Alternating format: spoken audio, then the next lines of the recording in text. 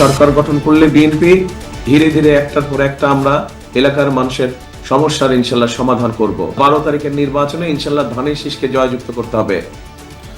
নোয়াখালী ও হাতিয়াবাসীর কাছে ধানের শীষে ভোট চাইলেন তারেক রহমান। সারা দেশে বিএনপি প্রার্থীদের জোর প্রচারণা।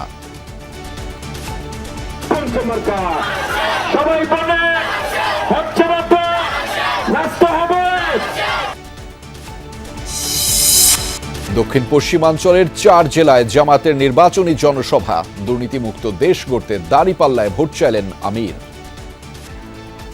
আমরা এসেছি পরিবর্তনের আওয়াজ দিয়ে। আজ আমাদের সাথে আছে বাংলাদেশের আপামর যুব সমাজ। ঢাকা 18 আসনে এনসিপির প্রার্থী আদিবের উপর হামলা। দোষীদের গ্রেফতার দাবি সহ ইসিতে অভিযোগ জানালো দলটি। সেনা সদরে সশস্ত্র বাহিনীর ঊর্ধ্বতন কর্মকর্তাদের সাথে প্রধান উপদেষ্টার মতবিনিময়।